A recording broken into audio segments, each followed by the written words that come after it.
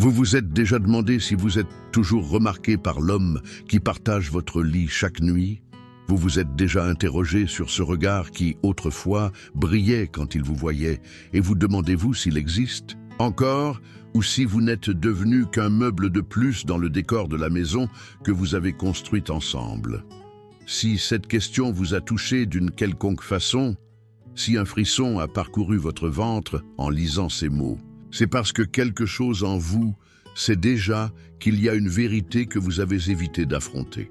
Aujourd'hui, je veux parler de cela avec vous, de femme à femme, cœur ouvert, car je sais que vous n'êtes pas seul dans ce sentiment qui, parfois, semble vous étouffer au beau milieu de la nuit. Je connais cette solitude que vous ressentez, même étant marié. Je connais ce vide qui serre votre poitrine lorsque vous réalisez que vous vivez sous le même toit, mais que vous menez deux vies complètement séparées. Je sais ce que c'est que de se réveiller et de sentir que vous êtes devenu invisible aux yeux de celui qui vous avait promis un amour éternel. Et avant tout, je veux que vous reteniez ceci. Vos émotions sont valables, votre douleur est réelle, et non, vous n'en faites pas trop et ce n'est pas du théâtre. Ce que vous ressentez a un nom, une cause, et plus important encore, une solution. Mais pour trouver la solution, il nous faut d'abord le courage de regarder la vérité en face.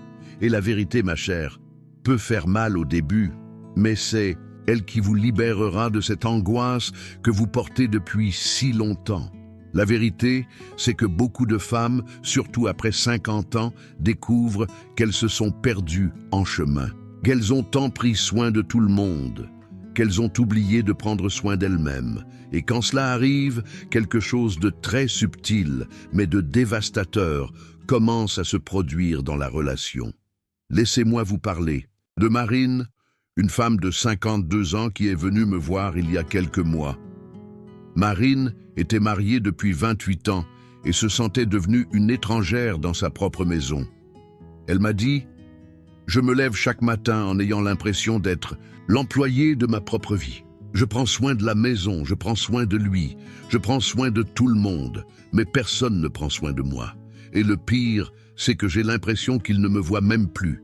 C'est comme si j'étais transparente. Les larmes de Marine étaient les mêmes que je crois voir dans les yeux de tant de femmes qui me consultent.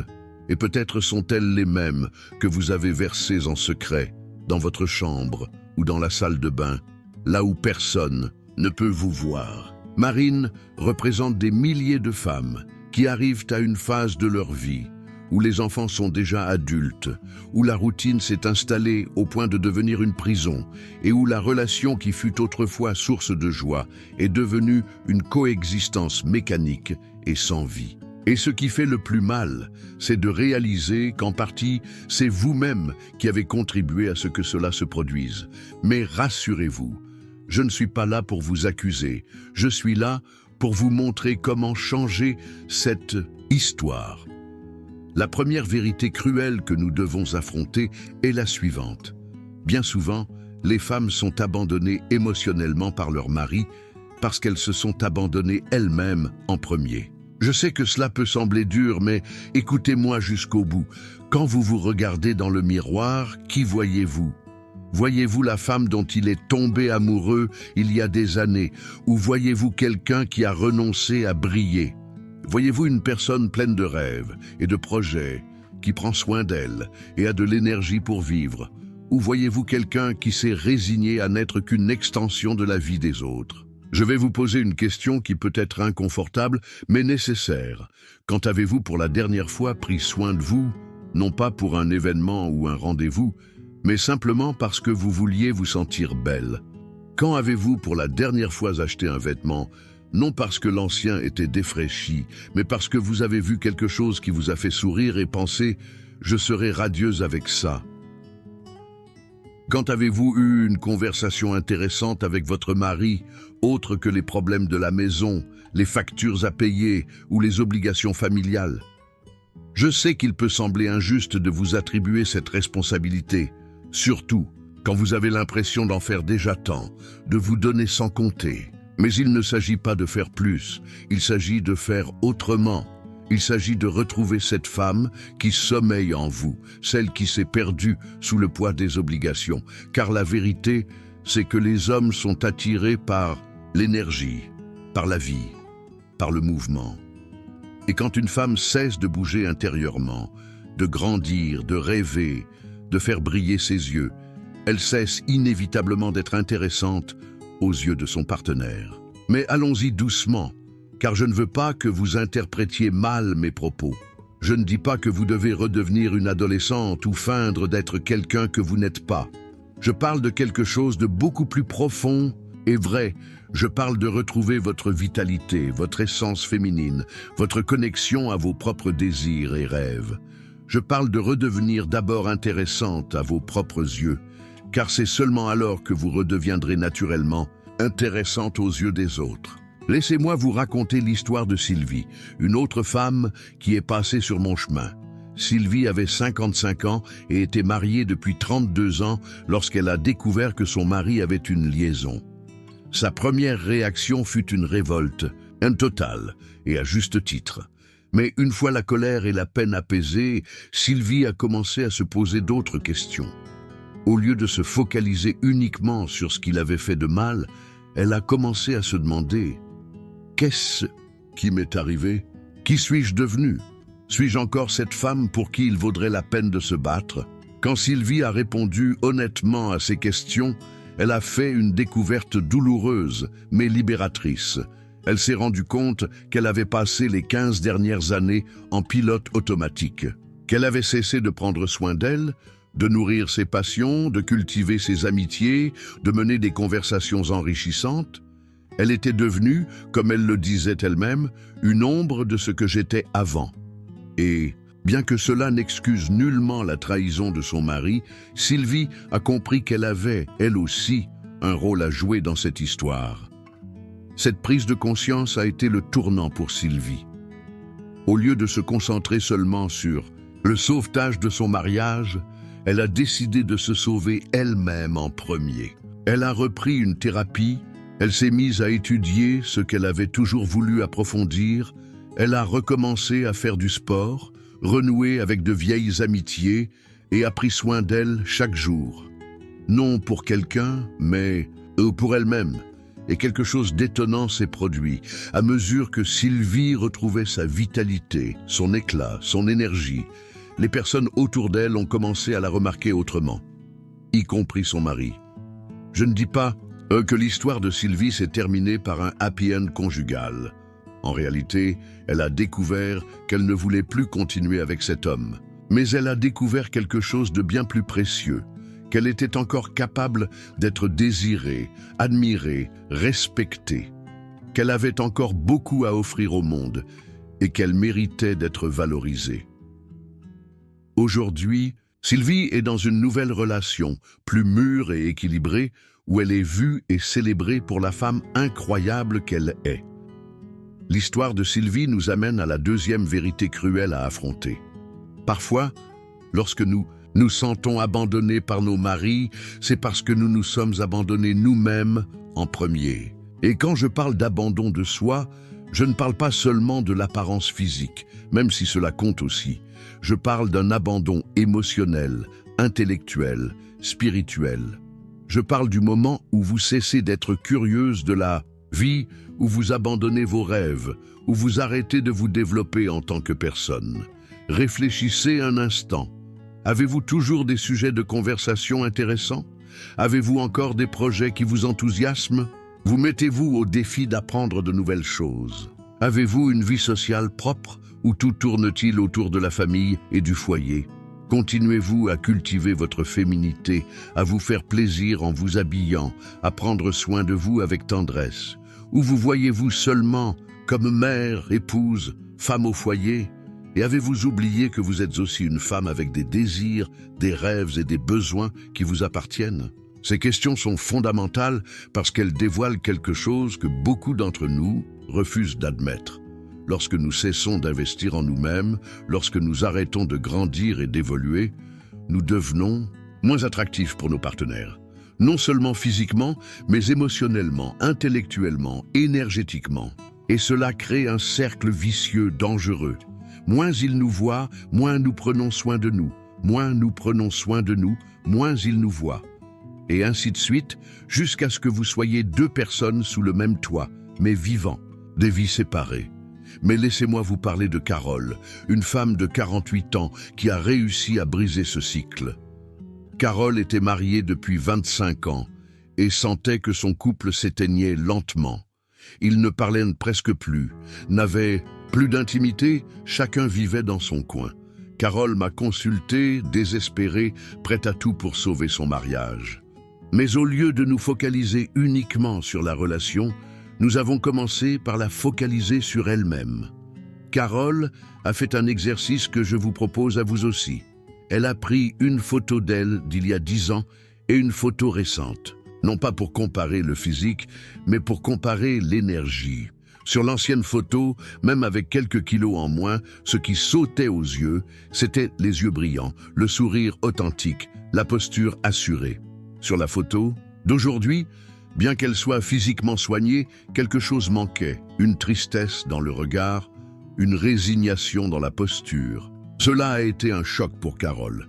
Elle a réalisé qu'elle avait perdu cette étincelle qui faisait d'elle elle-même. Et elle a entamé un magnifique processus de redécouverte. Elle a recommencé à peindre, une passion qu'elle n'avait pas pratiquée depuis 15 ans. Elle a renoué avec ses amis, qu'elle ne voyait presque plus. Chaque jour, elle prenait soin d'elle, non pour une occasion spéciale, mais simplement pour la vie quotidienne. Elle a repris la lecture de livres qui la passionnaient, au lieu de se limiter à des magazines de cuisine ou de décoration. Et le plus important, Carole a cessé de vivre uniquement pour les autres. Elle a compris qu'elle était devenue réactive, répondant seulement aux demandes de chacun, mais n'ayant plus d'initiative propre. Elle a recommencé à prendre des décisions pour sa propre vie, à formuler des envies personnelles, à exprimer ses opinions avec fermeté. Le résultat a été surprenant. Quelques mois après s'être recentrée sur elle-même, le mari de Carole a commencé à remarquer la différence. Il lui disait qu'elle paraissait différente, plus belle, plus intéressante. Ils ont renoué des conversations plus profondes. L'intimité est revenue naturellement. Non pas parce que Carole tentait désespérément de sauver son mariage, mais parce qu'elle s'était sauvée elle-même, d'abord. Et une femme qui se sauve, qui se retrouve, qui reprend son éclat, devient naturellement attirante et intrigante pour quiconque l'entoure. Cela m'amène à la troisième vérité cruciale que je souhaite partager. Une relation ne peut se sauver que lorsque deux personnes entières décident de construire quelque chose ensemble. Pas lorsqu'une personne brisée s'accroche à l'autre, espérant qu'elle la complétera ou la délivrera. Si vous avez l'impression que vous devez lutter seul pour votre mariage, si c'est toujours vous qui faites l'effort de rapprocher, toujours vous qui courez après, toujours vous qui vous démenez pour améliorer les choses, alors il est probable que vous tentiez de sauver quelque chose qui ne mérite peut-être plus d'être sauvé. Je sais que c'est douloureux à entendre, surtout lorsque vous avez investi tant d'années de votre vie dans cette relation. Mais parfois, la vérité la plus libératrice que nous puissions entendre est que nous ne sommes pas obligés de porter seuls le poids d'un couple. Nous ne sommes pas tenus d'être la seule garante du bonheur à deux. Nous ne sommes pas forcés d'accepter quelques miettes d'attention et d'affection alors que nous méritons un festin d'amour et de respect. Je vais vous poser quelques questions pour vous aider à voir votre situation avec plus de clarté. Quand vous démontrez de l'amour et de l'affection à votre mari, est-ce que c'est réciproque? Quand vous faites quelque chose de spécial pour lui, est-ce qu'il le reconnaît et l'apprécie? Quand vous êtes triste ou inquiète, remarque-t-il et vous soutient-il? Quand vous voulez parler de vos sentiments ou de votre relation, se montre-t-il intéressé et disponible? Quand vous proposez des activités à deux, s'y investit-il avec enthousiasme? Si vous avez répondu « non », à la majorité de ces questions, alors laissez-moi vous dire ceci. Vous n'êtes pas dans une relation, vous êtes dans une situation où une seule personne fait l'effort de se relier. Et cela n'est pas une relation saine, c'est une dépendance émotionnelle déguisée en amour. Et la dépendance émotionnelle ne mène jamais à rien de bon pour quiconque. J'ai rencontré Hélène, une femme de 54 ans, qui a passé 30 ans de sa vie à tenter de rendre un homme heureux qui ne voulait plus être là. Hélène faisait tout. Elle cuisinait ses plats préférés, organisait la maison selon ses goûts, essayait de discuter des sujets qui l'intéressaient, suggérait des voyages et des sorties et tentait de créer des moments spéciaux. Mais lui restait toujours distant, insatisfait, avec l'impression de vouloir être ailleurs. Hélène est venue me voir dans un état émotionnel dévasté. Elle disait « Je ne comprends pas ce que je fais de mal. J'essaie tant de plaire, d'être une bonne épouse, mais rien de ce que je fais ne semble suffire. Il est toujours fâché, toujours distant, toujours à me faire sentir que je suis un poids dans sa vie. » Et en l'écoutant, je voyais une femme qui s'était complètement perdue dans sa relation. Une femme devenue une version déformée d'elle-même, s'efforçant de se conformer à ce qu'elle croyait que son mari désirait. Le processus de Hélène a été douloureux, mais nécessaire. Elle a dû apprendre la différence entre aimer quelqu'un et s'annihiler pour quelqu'un. Elle a compris qu'une relation saine n'est pas celle où une personne se sacrifie constamment pour rendre l'autre heureux, mais bien celle où deux personnes se respectent, se valorisent et contribuent mutuellement à leur épanouissement. Hélène a découvert qu'elle était accro à l'idée de sauver son mariage. Elle était devenue anxieuse et contrôlante, vivant au rythme des humeurs de son mari. Si un matin il se levait de bonne humeur, sa journée était belle. S'il s'énervait, elle passait la journée à se demander ce qu'elle avait fait de mal et comment réparer. Ce n'est pas de l'amour, c'est de la névrose. Le jour où Hélène a compris cela, sa vie a commencé à changer. Elle a cessé d'essayer de deviner ce que son mari voulait et a commencé à se demander ce qu'elle voulait elle-même. Elle a arrêté de vivre selon ses humeurs et a recommencé à cultiver son propre bien-être émotionnel. Elle a arrêté de se sacrifier constamment et a commencé à se valoriser. Et savez-vous ce qui s'est passé? Le mariage d'Hélène ne s'est pas sauvé. Et c'était la meilleure chose qui pouvait lui arriver, car elle a découvert qu'il existait un monde entier de possibilités hors de cette prison émotionnelle qu'elle avait érigée. Aujourd'hui, Hélène est célibataire, heureuse, épanouie professionnellement avec un cercle social actif. Elle voyage, étudie, vit sa vie pleinement. Et quand je lui demande si le mariage lui manque, elle répond « L'idée du mariage me manque, mais pas cette vie où je n'étais pas valorisée. » L'histoire d'Hélène nous enseigne une chose fondamentale. Parfois, le plus grand acte d'amour que nous puissions faire pour nous-mêmes et même pour l'autre est d'avoir le courage de laisser partir ce qui ne nous fait pas de bien, même si nous y avons consacré des années de notre vie. Parfois, la solution n'est pas de sauver la relation, mais de nous sauver nous-mêmes.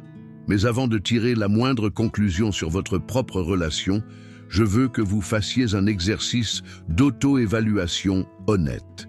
Car la situation n'est pas toujours aussi extrême que celle d'Hélène.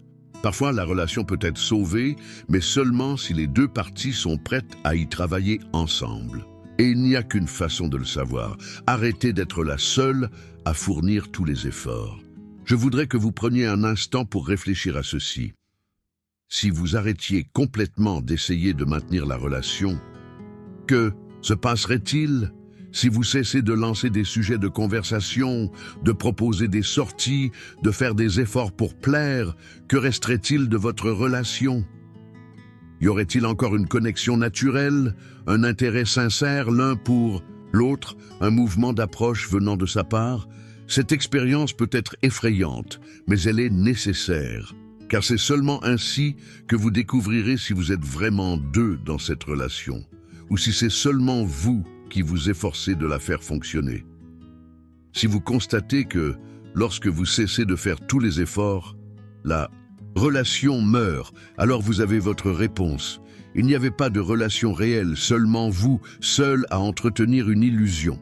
En revanche, si lorsque vous cessez de forcer, il remarque le changement et revient vers vous, s'il montre un véritable intérêt pour se reconnecter, alors vous avez une base pour travailler ensemble. Mais souvenez-vous, cela ne fonctionne que si vous arrêtez réellement de faire ces efforts, car vous vous concentrez sur vous-même et non comme une stratégie de manipulation. Laissez-moi vous parler de Martine, une femme de 51 ans qui a réalisé exactement cet exercice. Martine était mariée depuis 26 ans et ressentait que son mariage mourait à petit feu. Ils vivaient comme deux étrangers sous le même toit. Il passait la plupart de son temps au travail ou devant la télévision. Elle s'occupait de la maison et tentait sans cesse de créer des moments de rapprochement, toujours sans succès. Quand Martine m'a consulté, elle était émotionnellement épuisée. Elle avait tout essayé, discussions sérieuses, ultimatums, tentatives de séduction, changement de comportement, thérapie de couple qu'il refusait de poursuivre. Rien ne fonctionnait. C'est alors que je lui ai suggéré d'expérimenter l'arrêt total des efforts pour sauver la relation et de se concentrer uniquement sur la reconstruction de sa propre vie. Martine avait peur. Et s'il ne remarque rien? Et s'il s'en moque? Lui ai-je répondu. Alors tu feras la découverte d'une vérité importante sur ta relation. Et les vérités, même quand elles font mal, nous libèrent. Martine a commencé l'expérience. Elle a cessé de lancer des conversations au-delà du strict nécessaire pour la vie quotidienne. Elle a arrêté de proposer des sorties ou des rapprochements. Elle a arrêté de chercher à plaire constamment. À la place, elle s'est recentrée sur elle-même. Elle a recommencé à sortir seule, à retrouver ses amis, à pratiquer des activités qu'elle aimait. Elle a pris soin d'elle chaque jour, pas pour lui, mais pour elle-même. Elle a renoué une vie sociale indépendante de lui. Les premiers jours, il n'a rien remarqué. Martine était triste, mais est restée centrée sur elle-même. Après quelques semaines, il a commencé à percevoir que quelque chose avait changé. Il a commencé à poser des questions. « Tu sors beaucoup ces derniers temps, où vas-tu? Tu es différente, que se passe-t-il? Pourquoi ne m'invites-tu plus à faire des choses ensemble ?» Martine n'a pas répondu de manière défensive ou agressive. Elle a simplement dit « Je vis ma vie, tu peux te joindre à moi si tu veux. » Et pour la première fois depuis des années, c'est lui qui a pris des initiatives. C'est lui qui a proposé des sorties. C'est lui qui a manifesté un intérêt sincère pour sa vie. Le mariage de Martine s'est-il sauvé? Oui et non. L'ancien mariage, basé sur une dynamique où elle fournissait tous les efforts et lui ne faisait que recevoir, est mort. Mais un nouveau partenariat est né, où les deux contribuent, où les deux s'intéressent sincèrement l'un à l'autre, où règne une véritable réciprocité. Martine m'a dit « J'ai l'impression de m'être mariée à nouveau, mais cette fois en tant que femme entière et non plus femme dépendante. » L'expérience de Martine nous montre quelque chose de fondamental. Lorsqu'une femme cesse de se diminuer pour tenir dans une relation et recommence à rayonner pleinement, elle oblige son partenaire à se positionner de manière plus authentique, où il s'intéresse à la femme incroyable qu'elle est, où il révèle qu'il n'a pas de véritable intérêt pour elle. Et les deux réponses sont précieuses, car elles apportent de la clarté.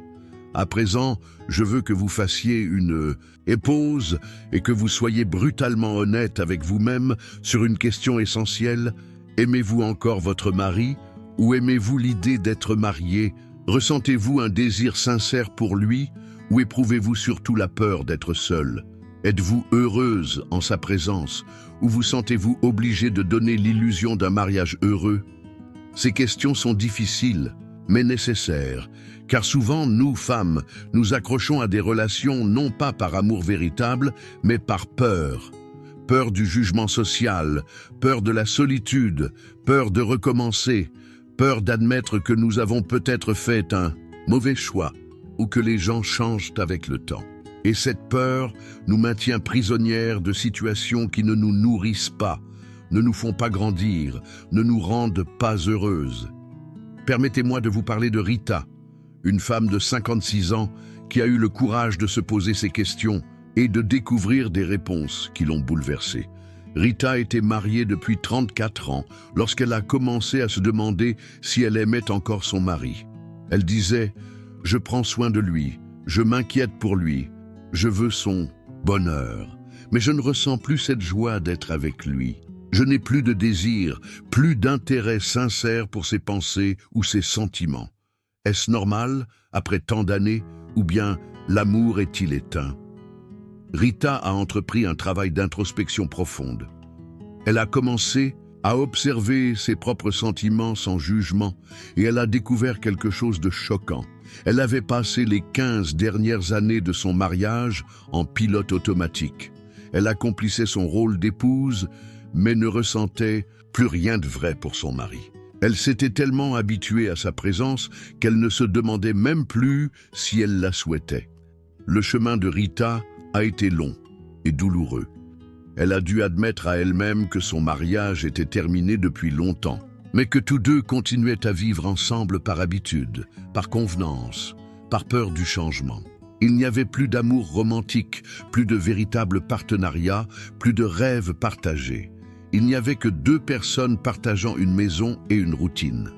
Rita a pris la décision courageuse d'avoir une conversation honnête avec son mari sur ses ressentis. À sa grande surprise, il a avoué ressentir la même chose depuis des années, mais ne l'avait jamais exprimé.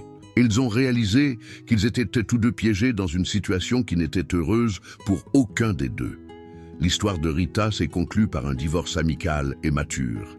Ils se sont séparés en amis, dans le respect mutuel, reconnaissant avoir eu une belle phase de vie commune qui s'était simplement achevée.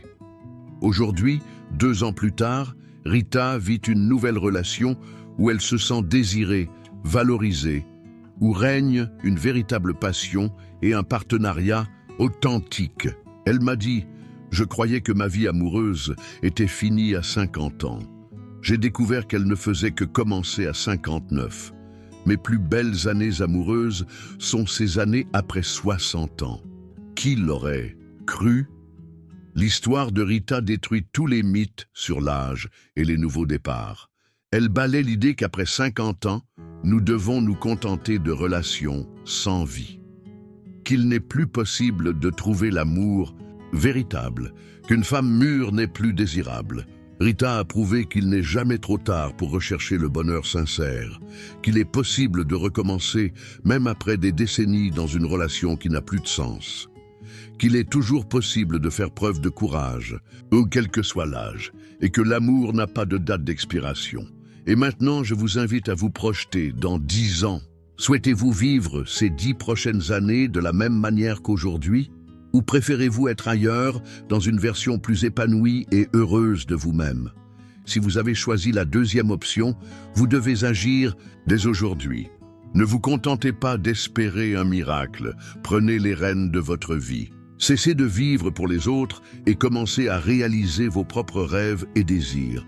Et voici la clé de tout ce que je souhaite vous dire.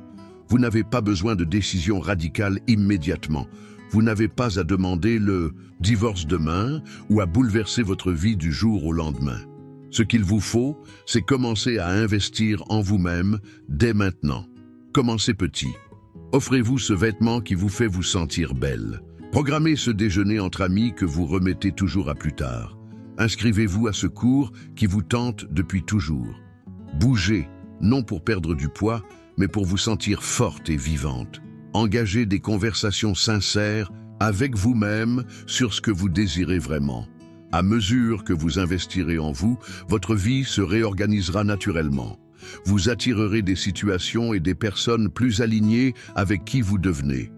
Vous gagnerez en clarté sur ce que vous voulez et ce que vous refusez désormais d'accepter. Vous ferez des choix depuis l'abondance interne, non depuis la peur du manque. Et progressivement, vous saurez si votre relation actuelle mérite d'être sauvée ou s'il est temps d'emprunter d'autres chemins. Mais cette décision viendra d'un endroit de force, non de désespoir, d'un lieu de choix conscient, non de crainte. Car, au final, ma chère, la question n'est pas de savoir si vous devez sauver votre mariage. La question est, allez-vous vous sauver vous-même? Allez-vous avoir le courage de devenir la femme incroyable que vous êtes capable d'être? Quels que soient les changements que cela entraînera dans vos relations. Vous méritez d'être aimé pleinement, sincèrement, avec enthousiasme. Vous méritez un partenaire qui s'intéresse véritablement à vous, qui valorise votre présence, qui souhaite construire des rêves avec vous. Vous méritez une vie riche, intéressante, pleine de sens et de but. Si ce n'est pas ce qui se passe dans votre vie actuelle, vous avez le pouvoir et le droit de le changer. Peu importe votre âge, peu importe la durée de votre situation actuelle, peu importe ce que diront les autres, ce qui compte, c'est que vous avez une vie précieuse entre vos mains et vous êtes la seule responsable de la rendre extraordinaire. Je vous invite donc à prendre votre vie en photo dès maintenant. Une photo où vous êtes l'héroïne, non une simple figurante. Une image où vous rayonnez, non où vous vous effacez. Un tableau où vous vivez pleinement, non où vous survivez. Une photo où vous recevez l'amour que vous méritez, que ce soit d'un partenaire qui vous valorise sincèrement ou de vous-même, inconditionnellement. Et souvenez-vous, vous n'avez besoin ni de l'approbation ni de la permission de quiconque pour être heureuse. Vous n'avez pas à attendre des circonstances parfaites pour commencer à mieux vivre. Vous n'avez pas besoin que les autres changent pour devenir la femme que vous aspirez à être. Il vous suffisait de vous rappeler que vous avez déjà tout en vous pour créer la vie que vous désirez. Si ces paroles ont touché votre cœur, si quelque chose en vous a vibré en écoutant ces vérités, partagez cette vidéo avec une amie qui a besoin de se souvenir de sa propre valeur, car ensemble, nous sommes plus fortes et chaque femme mérite de savoir qu'il n'est jamais trop tard pour briller, pour être heureuse, pour être aimée comme elle le mérite.